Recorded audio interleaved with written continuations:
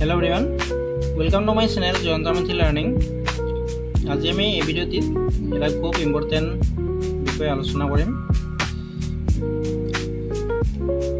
আশা কৰোঁ আপোনালোকে আটাইয়ে ভালে আছে। গতিকে আপোনালোকে অকণো স্কিপ নকৰাকৈ যাতে ভিডিওটি উপভোগ কৰে। এইটো এটা এডুকেশ্যনেল ভিডিঅ' যিখিনি ছাত্ৰ ছাত্ৰীৰ বিশেষকৈ অতি প্ৰয়োজন। আজি এই ভিডিওটিত আমি আলোচনা কৰিম যে ত্ৰিভুজ মানে কি, ইয়াৰ কালি কেনেকৈ নিৰ্ণয় কৰা হয় আৰু ইয়াত কি কি অংশ থাকে। আমি জানো যে ত্ৰিভুজ মানে হৈছে ত্ৰিভুজ, অৰ্থাৎ ত্ৰি মানে তিনি আৰু ভুজ মানে বাহু, অৰ্থাৎ তিনিটা বাহুৰে আগুৰা সমতল ক্ষেত্ৰক ত্ৰিভুজ বোলে। এতিয়া ত্ৰিভুজ বুলি ক'লে তিনিটা বাহু থাকিব লাগিব আৰু এটা ত্ৰিভুজ। এতিয়া ত্ৰিভুজ যিহেতু বিভিন্ন আকৃতি বা আকাৰৰ থাকে, আকৃতিৰ কথাটো মই নকওঁ বাৰু, আকৃতি সৰু হ'ব পাৰে, ডাঙৰ হ'ব পাৰে, কিন্তু যিটো আকাৰ, সেই আকাৰটো অনুসৰি বা তাৰ যিটো তাৰমানে শ্বেপ বা গঠন, সেই গঠনৰ ওপৰত ভিত্তি কৰি ত্ৰিভুজক বিভিন্ন ভাগত ভাগ কৰা হৈছে। এতিয়া প্ৰথমতে আমি জানিব লাগিব যে এটা ত্ৰিভুজত কি কি অংশ থাকে। এটা ত্ৰিভুজত তিনিটা বিন্দু থাকে প্ৰধানকৈ, এ বি চি এটা ত্ৰিভুজ। এই এ বি চি ত্ৰিভুজত কি কি আছে? তিনিটা বিন্দু আছে, এ এটা বিন্দু, বি এটা বিন্দু আৰু চি এটা বিন্দু। এই তিনিটা বিন্দু সংযোগী ৰেখা কেইডালে এটা ত্ৰিভুজ অংকন কৰিছে। আৰু মাজত যিডাল আমি এ ডি ৰেখা অংকন কৰিছোঁ, এইডাল চাবা, এইডাল মানে একদম সো মাজত আছে, তলৰ বাহুডালৰ একদম সো মাজত আছে। এইডালক আমি কি বুলি কওঁ? আমি মধ্যমা বুলি ক'ব পাৰোঁ। আৰু এইডাল একদম পোন হৈ আছে, মানে চিধা হৈ আছে, যাৰ ফলত এই ছাইডৰ দুয়োটা কোণ মানে 90 ডিগ্ৰী কোণ হৈছে। এতিয়া এই ৰেখাডালক আমি উচ্চতা বা উন্নতি বুলিও ক'ব পাৰোঁ। এতিয়া ইয়াত আমি উন্নতি হিচাপে অংকন কৰিছোঁ বাৰু। ওপৰৰ এ বি চি এটা ত্ৰিভুজ অংকন কৰা হ'ল। এ ডি ইয়াৰ উন্নতিডাল সদায় ভূমিৰ ওপৰত লম্ব হৈ থাকে। ইয়াৰ সহায়ত আমি ত্ৰিভুজটোৰ উচ্চতা জুখিব পাৰোঁ। এতিয়া আমি এই যিটো উচ্চতাডাল আমি অকল যে তলৰ বাহুডালৰ ওপৰতে উচ্চতা থাকে সেইটো নহয়, আমি যিকোনো এডাল বাহুৰ ওপৰত আমি উচ্চতা অংকন কৰিব পাৰোঁ। এতিয়া যদি এই বাহুডালৰ ওপৰত যদি এডাল আমি উচ্চতা অংকন কৰোঁ, তেতিয়াহ'লে অৱশ্যে এইটো 90 ডিগ্ৰী কোণেই হ'ব ওপৰতো, গতিকে এইডাল মানে উচ্চতাই হ'ব, বা এইডালো উচ্চতা হ'ব পাৰে। যদি ভূমিৰ ওপৰত থকা যিকোনো এডাল বাহুৱে যদি 90 ডিগ্ৰী কোণ অংকন কৰে, অৰ্থাৎ আমি ইয়াত এ বি চি ত্ৰিভুজ যিটো অংকন কৰিছোঁ, এই ত্ৰিভুজটোৰ চি তলত যিহেতু বি চিডাল আমি ভূমি হিচাপে লৈছোঁ, ইয়াৰ বি বিন্দুত বা চি বিন্দুত কোনো 90 ডিগ্ৰী কোণ নাই। এতিয়া যদি আমি এ বি ডি এটা যদি ত্ৰিভুজ বুলি ধৰোঁ, চি অংশখিনি বাদ দি, তেতিয়াহ'লে ই এটা 90 ডিগ্ৰী কোণ হৈ আছে। গতিকে এ বি ডি ত্ৰিভুজটোৰ যদি আমি উচ্চতা অংকন কৰিব লাগে, তেতিয়াহ'লে আমি বেলেগকৈ উচ্চতা অংকন কৰাৰ প্ৰয়োজন নাই। কাৰণ কিয়? এই যিডাল এ ডি বাহু আছে, এ ডি বাহুডালে ভূমি বি ডিৰ ওপৰত ইতিমধ্যে 90 ডিগ্ৰী কোণ অংকন কৰিছে, অৰ্থাৎ এ ডি বাহুডাল উচ্চতা হ'ব। গতিকে ইয়াত বেলেগকৈ আৰু উচ্চতা অঁকাৰ প্ৰয়োজন নাই। এতিয়া যিবিলাক ত্ৰিভুজত বা কোনো এটা ত্ৰিভুজত আমি যিডাল ভূমি হিচাপে ল'ম, সেই ভূমিডালৰ ওপৰত যদি কোনো উচ্চতা নাথাকে, তেতিয়াহ'লে আমি এডাল উচ্চতা অংকন কৰিব লাগিব। আৰু এই উচ্চতাডাল ক'ৰ পৰা অংকন কৰিম? যিটো একেবাৰে মানে উচ্চতম বা শীৰ্ষতম মানে বিন্দু আছে, একেবাৰে ওপৰত থকা, সেই বিন্দুটোৰ পৰাহে উচ্চতা অংকন কৰা হয়। চ' ঠিক আছে। এতিয়া এই ত্ৰিভুজটোৰ যদি আমি পৰিসীমা নিৰ্ণয় কৰিব লাগে, আমি কি কৰিম? আমি তিনিওটা বাহুৰ আমি যোগ কৰি ল'ম। চাপ'জ ইয়াত মই দিশবিলাক দিয়া নাই বাৰু। ইয়াত ধৰা এ বি বাহুৰ এটা নিৰ্দিষ্ট যোগ থাকিব, 5 চেণ্টিমিটাৰ, 6 চেণ্টিমিটাৰ তেনেকুৱা। এনেদৰে এ চি বাহু আৰু বি চি বাহুৰো তেনেকুৱা যোগ থাকিব। এই আটাইকেইটা যোগ আমি যোগ কৰিলে আমি ত্ৰিভুজটোৰ পৰিসীমা পাম। এতিয়া যদি আমি কালি উলিয়াব লগা হয়, তেতিয়াহ'লে কালি উলিয়াব লাগিলে আমি এটা বিশেষ সূত্ৰ ব্যৱহাৰ কৰিব লাগিব।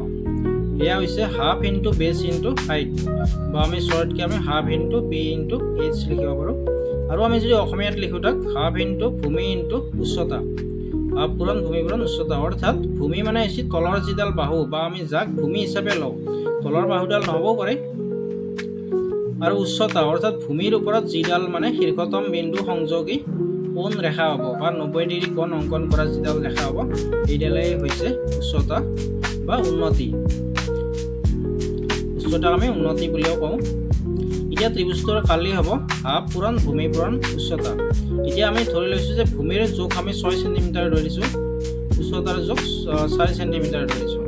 তেতিয়াহ'লে আমি ইয়াত যেহেতু আমি কাটি যাব 2ৰে 4 দুবাৰ গ'ল 6 দুগুণ 12, গতিকে 12 চেণ্টিমিটাৰ হ'ব ইয়াৰ কালি। এইবাৰ আমি আন এটা ত্ৰিভুজ লৈছোঁ, এইটো অকণমান বেলেগ।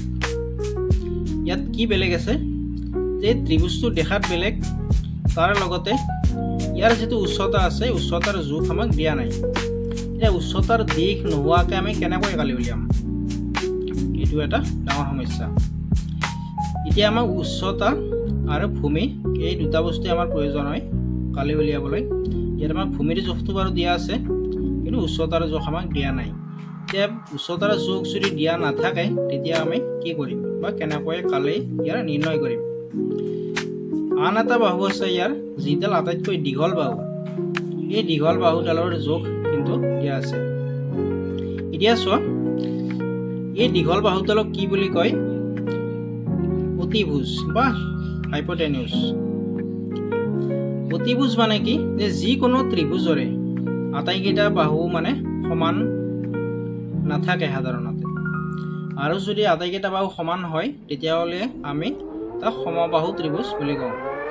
এতিয়া আমি সাধাৰণতে যিবিলাক ত্ৰিভুজ দেখা পাওঁ তাৰ বেছিভাগেই মানে সমবাহু ত্ৰিভুজ নাথাকে। আচ্ছা, এতিয়া এই ত্ৰিভুজটোৰ যিডাল আটাইতকৈ দীঘল বাহু এইডালক কোৱা হয় অতিভুজ, আৰু বাকী বাহু দুডালৰ তলৰ বাহুডালক সদায় ভূমি বুলি কোৱা হয়। আৰু যদি আন বাহুডাল যদি একদম কোণ হৈ থাকে বা 90 ডিগ্ৰী কোণ অংকন কৰে তেতিয়াহ'লে তাক আমি উচ্চতা বুলিয়ে ক'ব পাৰোঁ। এতিয়া এই ত্ৰিভুজটোৰ আমি কালি উলিয়াব লাগে। কালি উলিওৱাৰ বাবে আমাক কি লাগে, হাফ পূৰণ ভূমি পূৰণ উচ্চতা, অৰ্থাৎ ভূমিডালৰ জোখ আমি পাইছোঁ বাৰু, এতিয়া উচ্চতাডালৰ জোখ আমি পোৱা নাই। এতিয়া আমি এই উচ্চতাডালৰ জোখ আমি নিৰ্ণয় কৰিব লাগিব, আৰু কেনেকৈ আমি ইয়াৰ নিৰ্ণয় কৰিম এতিয়া ইয়াত মই সুন্দৰকৈ সমাধান কৰি দিছোঁ। চোৱা, ওপৰৰ ABC এটা সমকোণী ত্ৰিভুজ অঁকা হ'ল। AC ইয়াৰ উন্নতি, ইয়াৰ অতিভুজ AB হ'ল 5 চেণ্টিমিটাৰ আৰু ভূমি জোখ 3 চেণ্টিমিটাৰ। উন্নতি ACডাল উন্নতি হ'ব বা উচ্চতা হ'ব, ইয়াৰ জোখ আমি পোৱা নাই, গতিকে এইটো কুৱেশ্যন মাৰ্ক দিয়া হৈছে। এতিয়া আমি ইয়াৰ জোখ উলিয়াবলৈ আমি কি কৰিম, এটা আমাৰ পাইথাগোৰাছৰ সূত্ৰ আছে বা উপপাদ্য আছে। এতিয়া পাইথাগোৰাছৰ উপপাদ্য অনুসৰি আমি জানো যে যিকোনো সমকোণী ত্ৰিভুজৰ অতিভুজৰ বৰ্গ সমান বাকী বাহু দুটাৰ বৰ্গৰ যোগফল। অৰ্থাৎ অতিভুজ কাক কয়, এই যিডাল দীঘল বাহু আছে ইয়াৰ যোগ হৈছে 5 চেণ্টিমিটাৰ, অৰ্থাৎ 5 স্কুৱেৰ, আৰু তলৰ ভূমি দুডাল, তলৰ ভূমি বুলি কথা নাই, মানে বাকী বাহু দুটা বুলি কৈছে, গতিকে বাকী বাহু দুটা হৈছে ভূমিডাল আৰু উচ্চতাডাল। গতিকে এই বাহু দুডালৰ বৰ্গ কৰিব লাগিব। বৰ্গ কৰাৰ পিছত আমি যোগ কৰিব লাগিব। যোগ কৰাৰ পিছত যিমান আমি মান পাম সেই মানটো এই অতিভুজৰ বৰ্গৰ মান যিটো ইয়াত 5 আছে, 5ক বৰ্গ কৰিলে আমি 5 স্কুৱেৰ মানে হৈছে 5 যা 25, তাৰমানে 25, আৰু ইয়াতে যিডাল ভূমি 3 চেণ্টিমিটাৰ আছে 3ক আমি স্কুৱেৰ কৰিলে 3 স্কুৱেৰ ইকুৱেল 3 যা 9, মানে ইয়াতে 9 হ'ল, আৰু ইয়াতে মানে যিটো মান পাম আমি সেই মানটো আৰু এই 9ৰ লগত যোগ কৰিলে মানে 25 হ'ব। অৰ্থাৎ ইয়াৰ বৰ্গ কৰি আমি 25 পাইছিলোঁ বা 25 পাইছিলোঁ। আচ্ছা, এতিয়া আমি চাই লওঁ হয় নে নহয়। ইয়াৰ অতিভুজ হৈছে AB, অৰ্থাৎ AB স্কুৱেৰ লিখিলোঁ অতিভুজৰ ঠাইত, আৰু বাকী বাহু দুটাৰ বৰ্গৰ যোগফল, অৰ্থাৎ BC এটা বাহু AC এটা বাহু, গতিকে BC square plus AC square লিখিছোঁ।